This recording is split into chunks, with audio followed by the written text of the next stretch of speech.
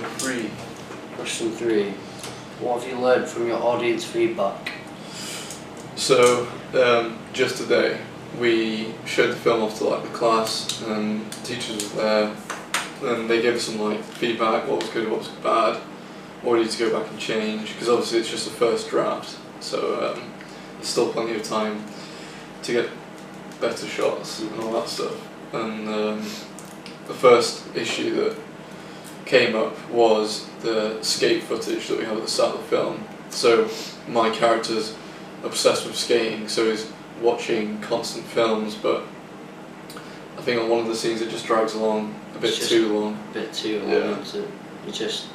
I think it's enough, there's more than enough to sort of understand what he's doing, because we've got cutaway shots to like his hand and the back of his head and stuff, so you can see that he's watching it, but I think it's just sort of towards the end, it's like a bit like, oh yeah, we get the picture now, let's move on. Just by a couple of seconds, but it doesn't make a difference. Because it was difficult originally to get the footage and the audio correct because they were different formats. So the audio came separate, so you had to time and sync up the audio with the footage. So to actually shorten it or lengthen it out, whatever it was really difficult to like make sure it's timed up. I mean, it's something you can easily do, and we'll finish that in the next couple of weeks. Yeah, audio is a big, like, causes some problems, doesn't it, with feedback. Moving on to the next thing. Yeah, moving on to the next thing. One of the scenes we had is one of Adam being fired by his boss because he's late for work. And this scene, it's sort of, we have to sort of dampen down the music, and what our peers are saying was it sort of ruined the flow of the film. It was sort of a bit abrupt, because our film's quite a shot heavy film. There's not much. There's barely any dialogue, is there? There's nothing at all. Just for that one scene, yeah. And it's sort of, maybe it's the way we've done it, but I think having audio in sort of in the middle, it sort of disrupts the whole flow of the music and the shots and sort of the movement. If you sat down and there's just a shot of that, so we'll either take that out and maybe just have it, you know, some other way, like or maybe we can refilm and put music in, or make it sort of a smooth transition rather than drop in and come back out. I guess we kind of like felt slightly conscious that there was no dialogue, so we kind of wanted to put something in there.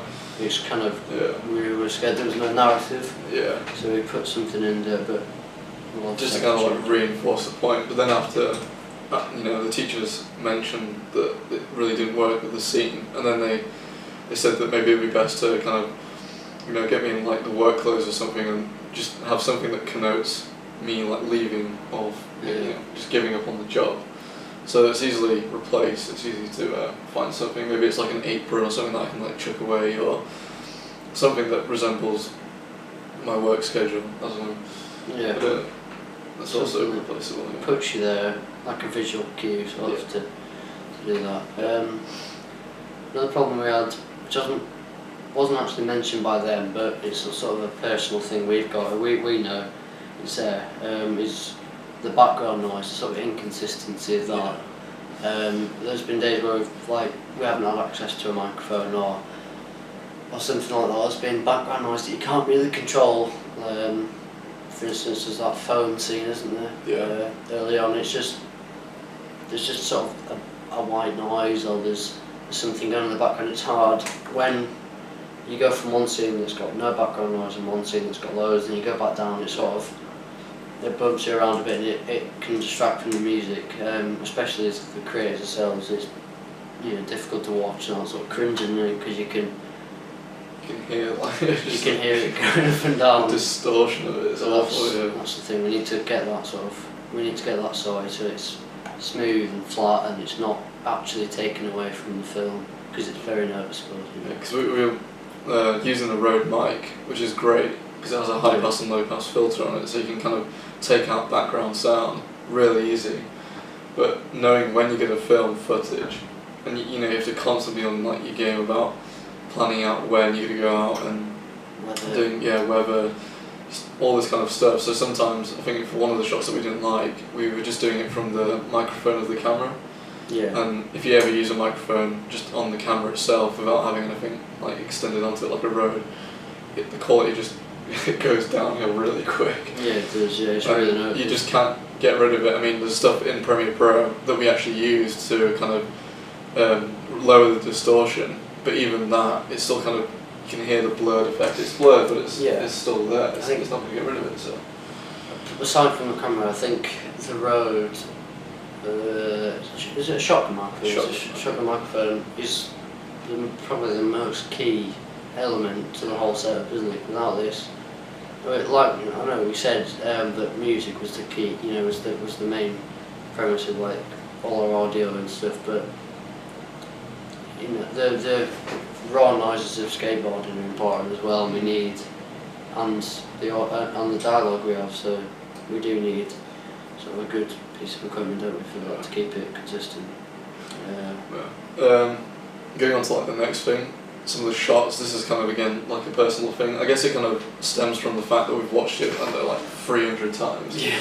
So we've kind of got fed up of some of the stuff, and obviously we're going to be more picky about it than others. Like, we were really concerned about the storyline, but after showing it to a group of people, they kind of understood it enough, but we were just being kind of slightly paranoid about. Yeah, I think it's still better, because there was a couple of things that were like, that I wasn't sure at first, but then it sort of explained itself later on. But I think we want complete clarity when people are watching it, don't we? It just makes it easier to watch them. So. Yeah. So yeah, some of the shots, some of them were kind of overexposed. There was like a park scene. I think it might just be in the camera settings. I have to be messed around with a bit, change the ISO, just lower it down maybe to like 100 or something, because there was just too much light in the shot. I mean, it's barely noticeable because it's there for like 4 seconds, but I mean, to us we just kind of want to like perfect it to like the point where we feel like it's good enough to show to like an audience.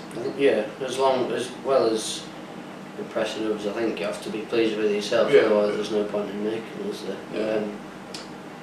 If you're not happy with your own work, I think it'll come off. If you make it and you're not happy with it, I feel like it'll come off in your work. It'll come off towards the people, and they'll be able to see that. So we want complete confidence in what we're filming.